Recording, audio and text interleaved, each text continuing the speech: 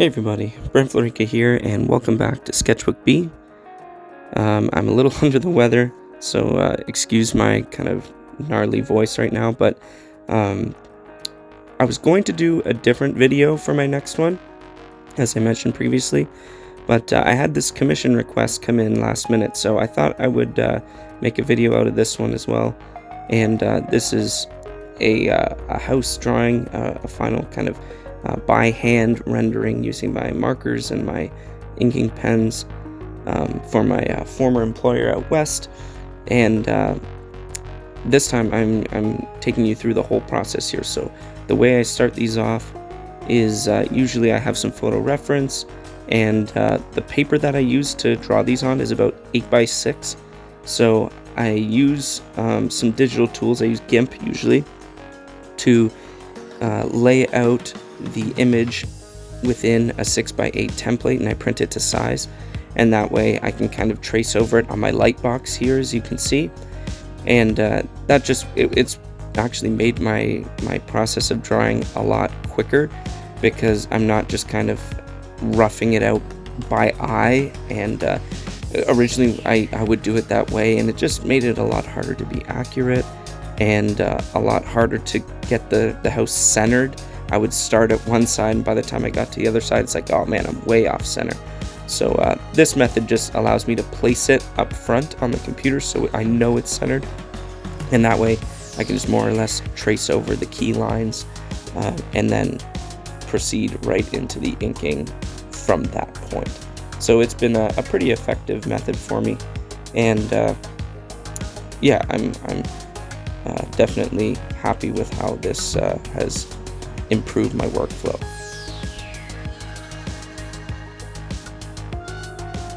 Once I have the basic outlines of the house and tracing done, then it's up to me to kind of fill things in, usually add some trees, add some garden stuff, some plants, some rocks, little detail things like that, just to help kind of fill it out, and especially to fill in that area right at the horizon, so that I don't have the sky extending right down to the ground.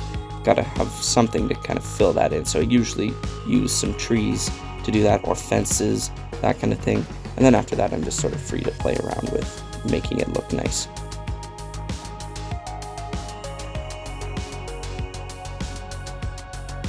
So this is where we're at after the pencils.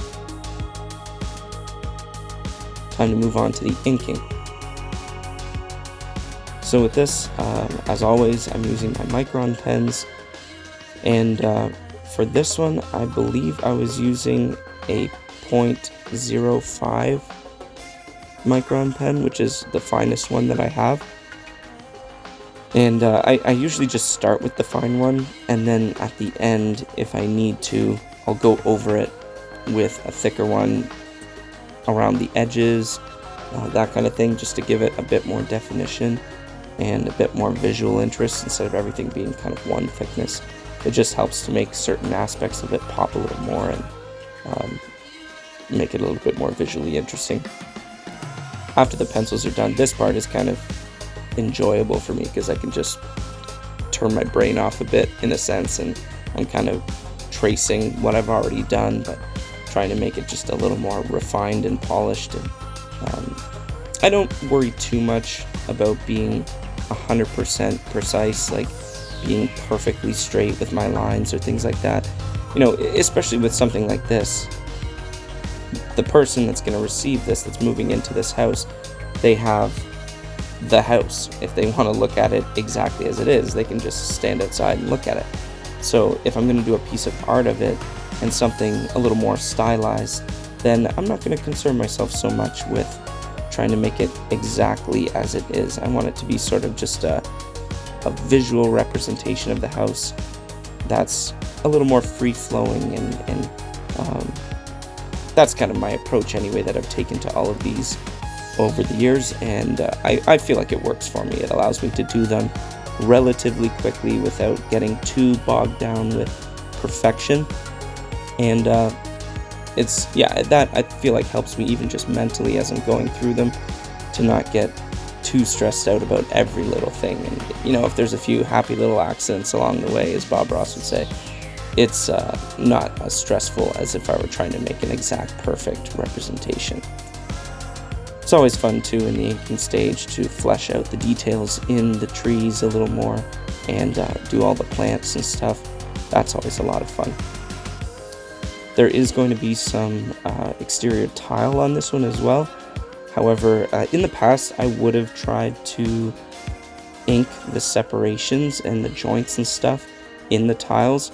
However, I've kind of gone away from that recently and started to just use the markers to add in that detail, and I feel like it's actually more effective in communicating the stone texture or the tile texture or whatever without adding an unnecessary or sort of overbearing amount of detail with the pen, especially since I'm working at only a 6x8 scale.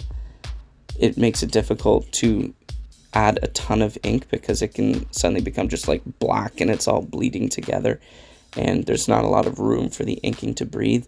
So if I were drawing this at a bigger scale, I would probably still outline the various tiles with my inking pens, but at the scale I'm working at, it just doesn't make sense, and I feel like using the markers on their own is more effective.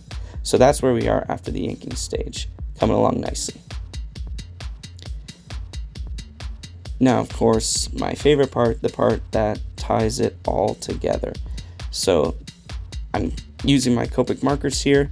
I haven't done anything with them in quite a while, actually, so it was really nice to get back to the markers for a bit, do some traditional art. I've been doing digital so much over the past year, trying to improve at it, trying to learn softwares, and I haven't been able to just kind of enjoy drawing by hand with these markers, and it was really refreshing to jump back in with them and, you know, blend away. And I love the texture of these markers on this paper, and it creates this, you know, really nice feel on the paper. And I just like the way that the sort of graininess of it. It works well actually for showing stucco, which is what I'm trying to show here, and that's been a lot of fun. This was a breath of fresh air for me to get back in with the markers, because I didn't realize how much I missed using these. So I'll have to find ways to incorporate them into future videos, I think. But at least for now, it was just a fun break from all the digital stuff I've been doing. But yeah, I usually start doing the house itself. I like to get that out of the way first, and then I can fill in the background afterwards. I always leave the sky for last, because that I find is just kind of a bit of a tedious part of it. At this scale, it's not as bad, but if the page is a lot bigger, then it becomes hard for the markers to get a nice smooth blend, especially if they're starting to go even a little bit dry. It just creates all kinds of problems for creating a nice smooth sky gradient. So I don't know, for some reason I always kind of dread doing the sky, and so I push it off as long as possible. But yeah, this one has a lot of nice texture on it. It's got the composite wood, which I always enjoy doing because there's different variations of color. It's not just straight brown. There's some reds in there. There's some kind of orangey yellows in there as well as brown, and it's always fun trying to bring that out with the markers.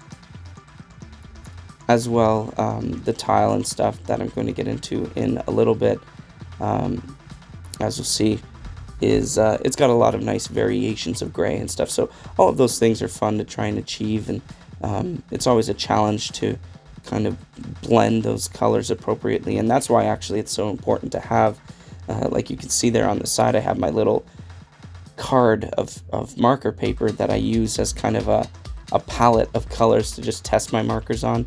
And that's such a critical part of this process, because it's always so risky to just lay down a marker without testing how it looks on the paper first, because it really is a gamble once you start doing it. If you put the wrong color down, especially if it's too dark, you can't really backtrack it, because even if you do go over it with like the 0 marker, which is just straight alcohol, to try and It's called actually the colorless blender. Even if you try and go over it with that to lighten it, while it does sort of lighten it, it also changes the texture of the marker. It changes the appearance of the marker on the paper, and I usually don't like the way that looks. It kind of messes it up.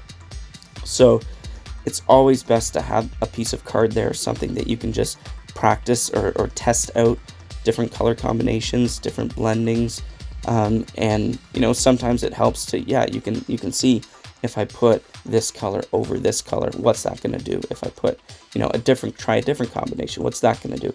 And just knowing that ahead of time, you know, just reduces the risk of issues over the course of the piece dramatically. So that's something that I always try and do with each marker drawing, is just have that piece of paper handy on the side as I go along. You can see here just on the screen how many markers I've got going on, and that's the thing.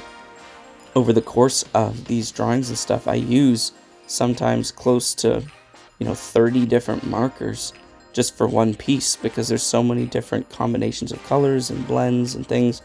And you know, that's part of the fun of it, is just making all of that stuff work together to create one cohesive piece that all ties together and feels like it all belongs. So I love these markers. I love all the different color options, and of course the blending capability is amazing.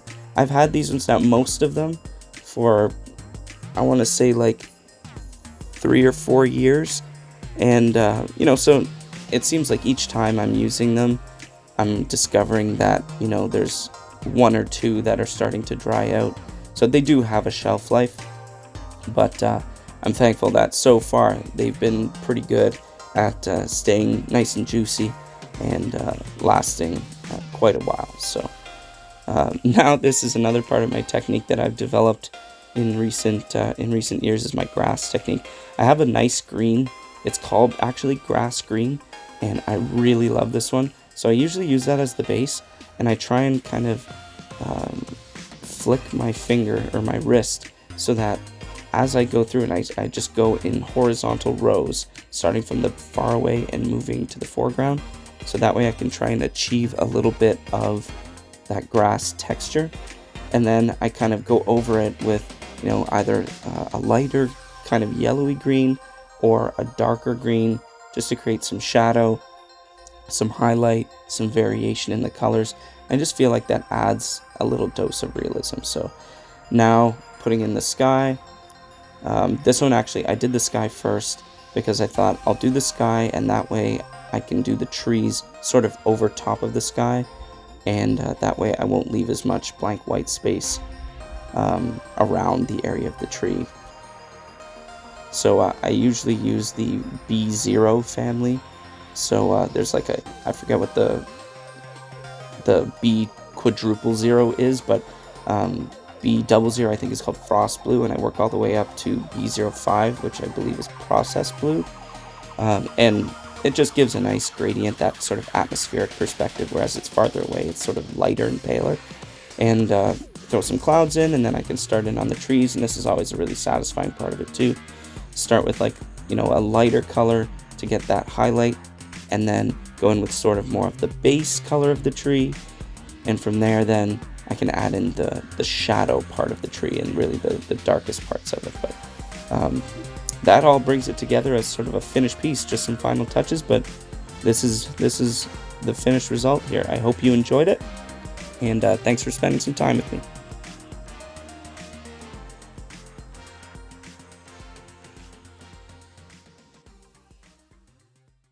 Thank you so much for joining me at Sketchbook B. Please like, subscribe, comment, share if you enjoyed this process and this finished result. I had a lot of fun putting it together. Please feel free to check out any of my other content that's up here somewhere, and I'll see you next time.